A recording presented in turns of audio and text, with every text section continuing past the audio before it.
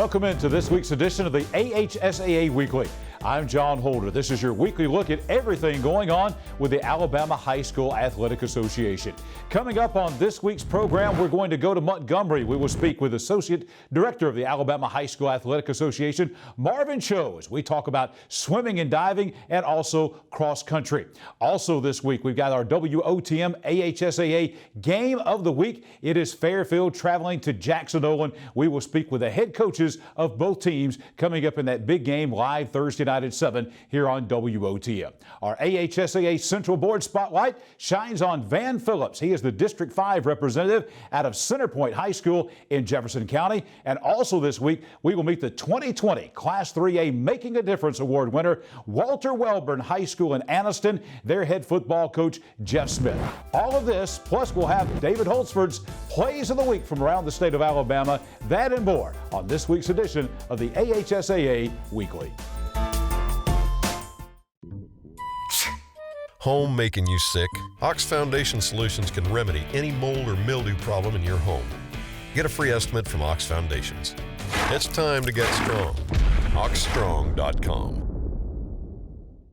Back on the AHSAA Weekly, this week we're going to meet the Class 3A Making a Difference Award winner for the state of Alabama in Class 3A. This year's winner, the head football coach at Walter Welborn High School in Anniston. Here's Coach Jeff Smith.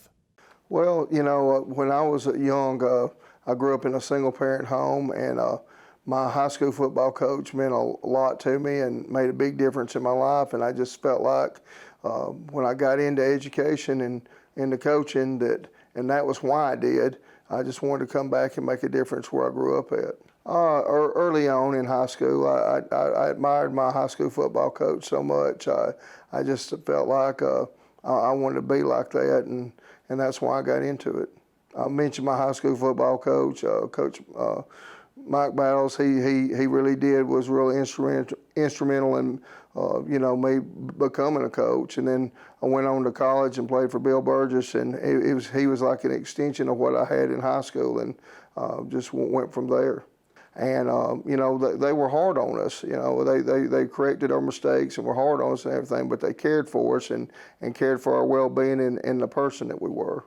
2 years ago, my daughter was cheering, and our youngest son was playing quarterback, and our oldest son he's our offensive coordinator. And of course, my wife Lisa has never missed a game in 28 years, and she's in the stands. And that was a special year and special moment that we had everybody together. And both of us being from Welborn and being able to experience that, it was something that you could never put a price tag on. One young man I'd like to mention was a player we had at Hueytown. His name was Dion Lacey. He grew up in Brighton and went to Brighton Middle School, and then when they left Brighton Middle School, they had a choice. They could go to Pleasant Grove High School or Hueytown High School. And Dion came to Hueytown High School, and when he was a ninth grader, he didn't even start on our ninth grade football team. And, we worked with him, and, Dion was at the school all the time. His 10th grade year, he was on our varsity, and we ended up having to put him off the team for something. And then his junior year, he started for us, and in his senior year, we played Hoover in 2007. I still maintain this. He was the best player on the field. He went on and signed with West Alabama, and he went on a free agency to the Dallas Cowboys, went to the final cut and got cut, and ended up going to the Canadian Football League and played there for several years and was an outstanding player for them, and then left the Canadian League and went to Buffalo and played for the Buffalo Bills, and then went to the Miami Dolphins, and now he's returning back to the Canadian Football League. And and he's one of many. We've had several of them that's went on and been successful, but Dion really sticks out in my mind. And we had a player at Welborn named Aaron Tootie Harris. He was just the life of our team. We would have a bad practice and everything, and I'd come in the locker room ill and everything. And I remember Tootie, that was his nickname, would say, "Oh, Coach, we'll get it tomorrow. Don't worry about that." And he would instantly lift my spirits and lifted the spirits of the team. And during the 2011 season, the last regular season game, he became ill, and and passed away a few days later before we played our first round playoff game with Opp. And he was a big loss to our team and our community, But with his passing, I've never seen our community as close as I did after that. I enjoy seeing the kids make something of themselves. I'm not one of these people that enjoy watching a train wreck. I like seeing people succeed. I hate seeing people fail. I'm competitive, and I want to win. I mean, I want to win worse than I want to eat when I'm hungry. But the true reason I got into education was try to make a difference in young people's lives that was made in mine. Again, this week on the AHSAA Weekly, we are going to take a look at another great board member of the Central Board of the Alabama High School Athletic Association. This week, our Central Board spotlight shines on Van Phillips. He is the principal at Centerpoint High School in Jefferson County. He's been a member of the AHSAA Central Board since 2015. Here's Van Phillips. Centerpoint principal Van Phillips knows about leadership. He saw it up close in Birmingham in the midst of the civil rights era as a child, while meeting the likes of Martin Luther King Jr. and Fred Shuttlesworth. His leadership has been on display as a middle and high school principal for more than 20 years, as a top AHSAA wrestling official, as a former wrestling and football coach. Those experiences inspired him to develop a unique management style. I have a simple managerial style. My managerial style is I believe in managing by wondering about. And I picked it up out of a book about 15, 20 years ago, and I've been using it ever since. That you try to put yourself in places where you're visible, where you're having conversation with people, and you're constantly walking and talking. You have been involved in the daily structure and the daily activities of your school, of your surroundings. And by doing that, you're more inclined to be in touch with the people whose decision, when you make a decision, that those decisions you make are going to impact them more. So I believe in management by wondering about. As a member of the AHSAA Central Board of Control, Van Phillips' powerful commitment to helping young people has been on display. As Executive Director Steve Savarese said, Van Phillips always exhibits wisdom, experience, common sense, and the ability to see the big picture. My experience with the Central Board of the Alabama High School Athletic Association has been a ever-changing, mind-altering experience. I had one concept going in that board, when I was a young coach, was made up of some grumpy old men who hated kids having fun. And after being placed on the board, I see the hard work that the office, the executive director, the associate executive director, and all the people who work at the Central Board, at the central office, how much time and dedication they put into every decision that is made. So that when we're given a folder of information to consider to make a decision concerning policy for the schools that we serve, it is a decision that is made on data and facts and not emotions. And the one thing that we want to do, we want to uphold the Constitution and the bylaws that has been voted on by the member schools. And that's my paramount way of thinking every day. Uphold the bylaws and the Constitution of the Alabama High School Athletic Association. More of the AHSAA Weekly in just a moment. Things a little bumpy in your driveway? Ox Foundation Solutions has the expertise and the know-how to repair cracks, wet basements and crawl spaces, and uneven floors in your home. It's time to get strong. oxstrong.com. Welcome back into the AHSAA Weekly. Coming up on the WOTM AHSAA statewide game of the week this week, we've got a Metro Birmingham matchup. Fairfield taking on Jackson Olin. Going to be a great matchup at Lawson Field in Birmingham. The game has been moved from JO's campus out to Lawson Field on the east side of Birmingham. We are pleased to be joined this week by the head coach of the Jackson Olin Mustangs, Coach Jim Fakakis. Coach, we just love to have you here on the show, and we're excited about showing off your Jackson Olin Mustang football team to a statewide audience coming up on Thursday night. Well, guys, anytime we get a chance to play on this type of stage, it's going to be great for our kids. And, we look forward to it. And we spent 11 good years in Fairfield. There's a lot of really good people in that community. And, we're looking forward to seeing a lot of old folks, a lot of old friends. Coach Fakakis, this game has been moved, as we said, from on campus where you have grass to Lawson Field where they have turf. That's because we are expecting a lot of rainfall in here on Thursday. Tell us about the decision to move the game to Lawson Field. Well, like you said, we have grass and we have a really good surface, but the rain they're talking about coming in is going to make it really muddy. And I called Coach Hanley at Fairfield and asked him, if he had a problem with it, and he wouldn't. We just want to make sure, give both of our kids the best opportunity to play on a decent surface. Just trying to stay away from injuries. The injuries you see on mud and. So we decided to take it to Lawson Field. Our athletic director, Birmingham, Henry Pope, did a great job putting it all together for us today, and we moved it over to Lawson. So hopefully we can have a decent surface to play on. Coach, you are having a great season. You had the loss to Pinson Valley, but they're a top 10 team in 6A. On the field, you're 2-1. I know people look at the record 2-2, but there was a forfeit loss in there. But on the field, you're 2-1, and you're having a pretty good football season so far. We are, we're still young. We'll run out anywhere from 5 to 7 sophomores on defense at any given time. We got some young kids on offense. We had our tailback go down week 1, and we're down to a sophomore and 2 freshman tailbacks. But we love our team. I mean, these kids are not scared. It doesn't matter who they play. We played last week at Pinson and had chances early on to tie it up late second quarter, and we couldn't get in the end zone. And these kids work hard. They're not scared, and I'm looking forward to seeing the growth the rest of the season. What's a couple of things that people can look for from a statewide audience as they kind of tune in on Thursday night? What can they look for out of this Jackson-Olin team?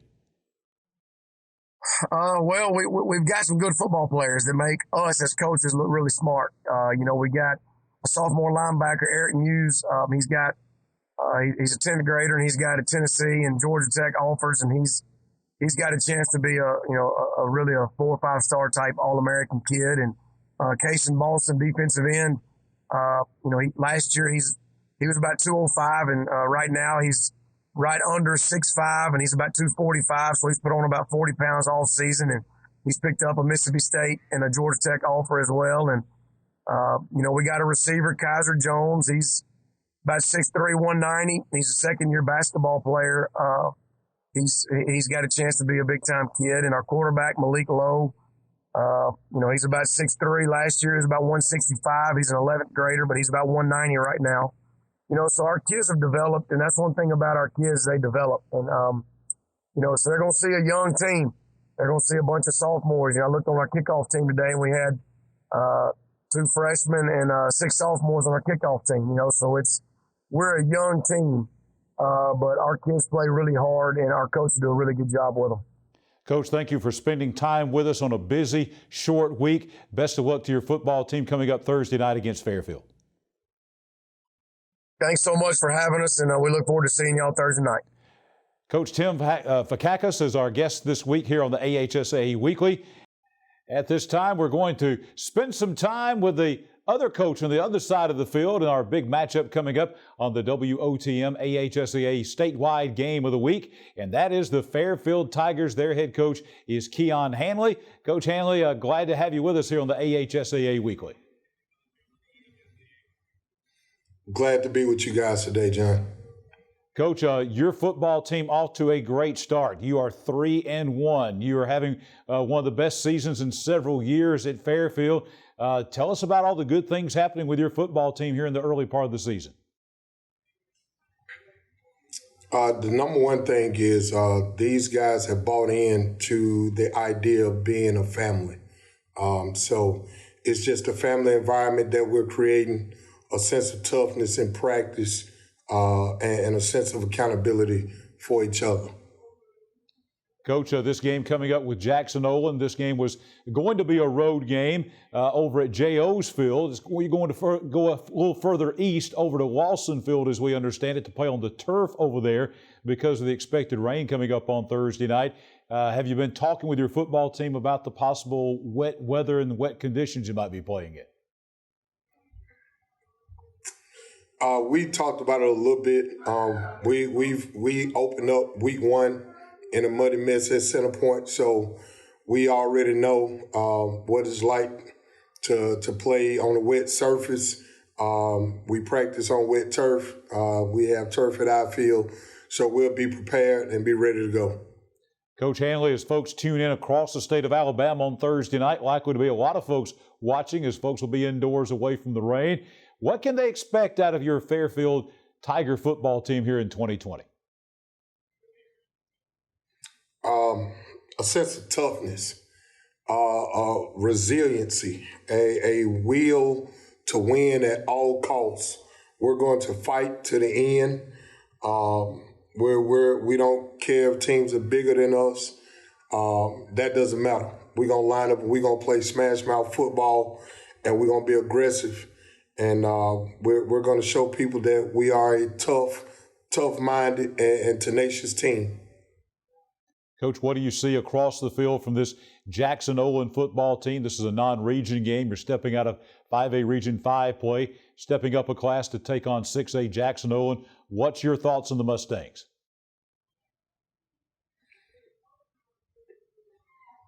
They have a great sense of toughness.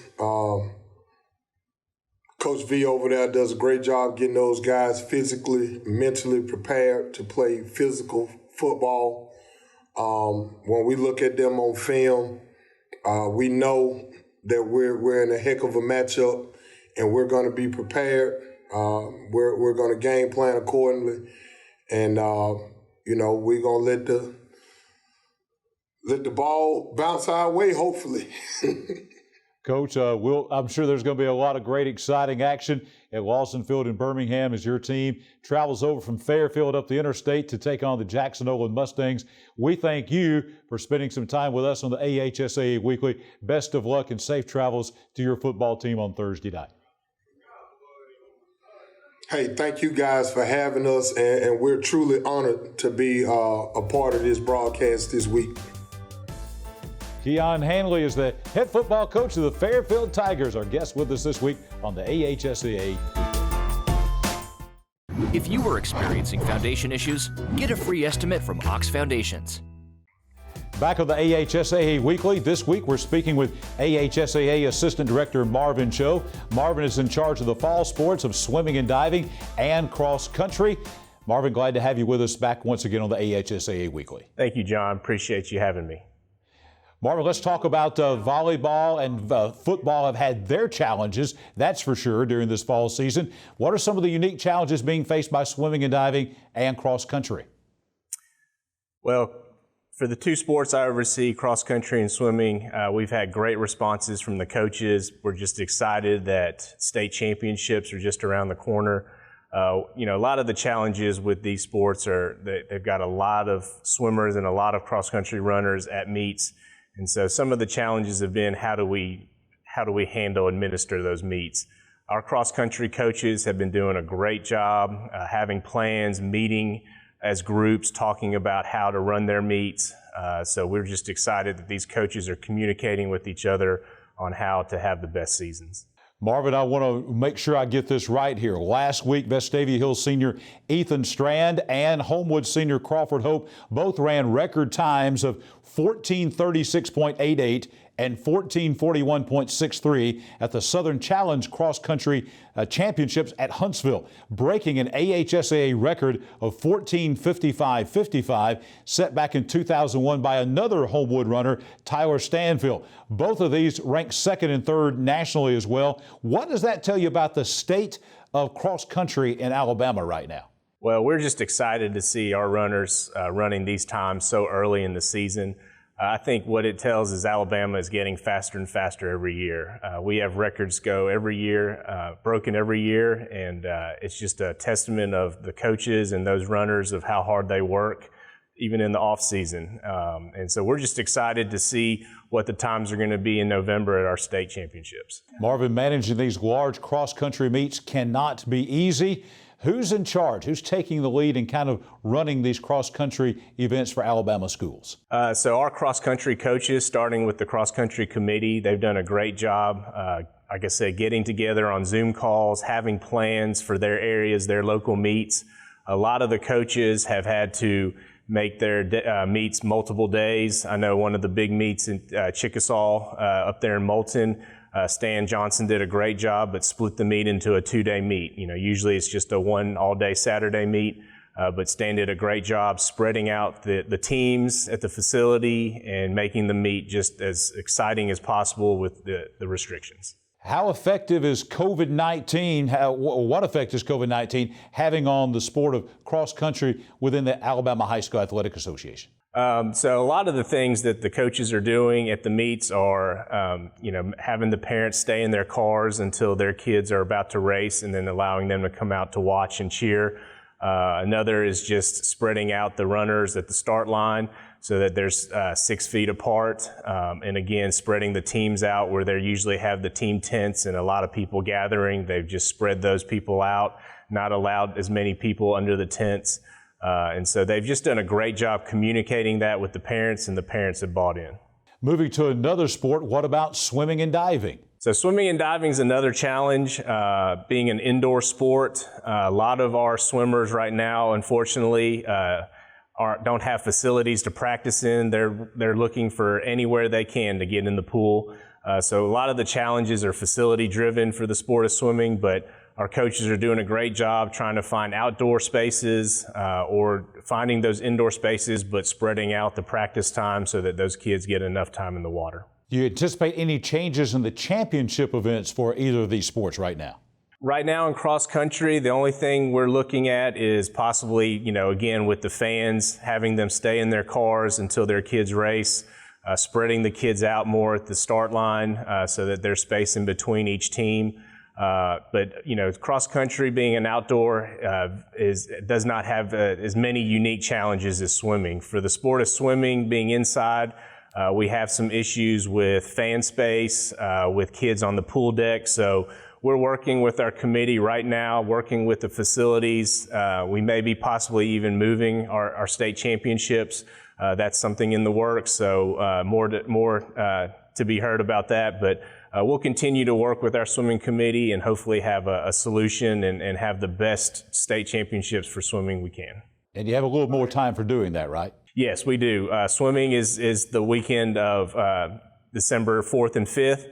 So we have a little bit more time. So as we've told the coaches, a lot of this is fluid, but we'll continue to have our conversations and have a plan. Thank you, Marvin, so much. We will catch up with you a little bit later on as we get closer to the playoffs for both cross country and swimming and diving. Time now for David Holtzford's Week 4 prep highlights across the state of Alabama. We will begin again this week in volleyball. First up, this big match in Shelby County last week. Chelsea and Briarwood going toe-to-toe at the net. Number 5, Rachel Moore serves. Briarwood's number 2, Stella Helms spikes, but is blocked by the Chelsea defender number 3, Orlandria Rutledge. After a brief exchange, Briarwood's number 24 goes flying for the save, which gives Briarwood's number 2, Stella Helms, the motivation to spike it harder for the point. Great volleyball action here between Chelsea and Briarwood down in Birmingham, in the metro Birmingham area. Great volleyball action. We have more great volleyball action here in the River region. Alabama Christian's Myra Clark rejects this kill spike from Prattville. Soft touch worked in as the Prattville player closes the point by putting the ball where no one can get it. Prattville wins the point by finding that perfect spot again and goes on to win the match over the Eagles. And as usual, COVID-19 not going to stop our schools from displaying great sportsmanship. You'll see that coming up right here, a great display of sportsmanship down in the River region between Prattville and Alabama Christian in volleyball down in the River region of Montgomery. Now we can move on to football and a nationally televised game on ESPNU. Defending Class 7A state champion Thompson takes control in the second quarter when junior quarterback Connor Harrell connects first with Trey Robertson. Later turns what could have been a disastrous play into a touchdown by chasing down an errant snap and then finding receiver Ryan Peppins in the end zone for a touchdown. Follows quickly with a toss to wide open Sam Reynolds, who finds himself all along near the goal and makes the catch for yet another touchdown. Coach Mark Freeman's Warriors built a 35-7 lead by halftime and turned to defense in the second half to win 35-21 in that game on ESPNU. Now we go to North Alabama. The Athens Golden Eagles travel to Muscle Shoals and take the lead when quarterback Jordan Scott hands it off here to Jalen Gilbert. He goes 41 yards for a touchdown, a 29-28 lead in the fourth quarter. But the story doesn't end there. Muscle Shoals place kicker Trey Stoddard lines up for this game-winning field goal with just 2 seconds left. He boots the 36-yard field goal right through the uprights for a 31-29 win. His teammates rush the field and mob him in the excitement. Muscle Shoals wins it over Athens 31-29. Coleman quarterback Max Doolin is shown at Oliver Woodard Stadium, tossing a play-action pass to Jake Doolin, who secures the ball for a quick touchdown and a 7-0 Bearcats lead. Jake gets another touchdown on this fine run, and Max connects with receiver Nick Glass for another Coleman touchdown and a comfortable lead at the half. You'll see that coming up right here. This is going to be Max connecting with Nick Glass for the Coleman touchdown and that halftime lead. Hazel Green's quarterback Anthony Harbin rolls out here to find wide receiver Andrew Delgado in the end zone for a touchdown to avoid the shutout. The Trojans lost the game 48-6 over Coleman. That's the touchdown by Hazel Green to avoid the shutout up at Oliver Woodard Stadium in Coleman. At the Hoover Metropolitan Stadium Friday night, Bucks quarterback Josh Lundy finds talented sophomore receiver R.J. Hamilton for the catch, and he outruns the defense as Hoover takes a 7-0 lead early on in this Class 7A Region 3 battle with unbeaten Oak Mountain. The Eagles answer when quarterback Evan Smith runs the option keeper, makes a Bucks defender miss, and then speeds the distance for an Oak Mountain score right here.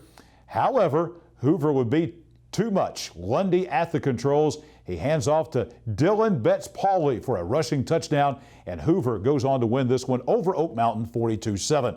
In 7A Region 4, James Clemens taking on Huntsville. Jets quarterback Giovanni Lopez runs left into the end zone for a James Clemens score. Huntsville gets on the board in the third quarter. Quarterback Stone Wallace leaving a strike to Carlos Corbin, who hauls it into the end zone for a Huntsville touchdown. James Clemens wasn't through, however. Quarterback Connor Cantrell looks for receiver Emmanuel Sanders, but finds teammate Tyrek Walker in the end zone instead, and the Jets win it 35-14 over Huntsville.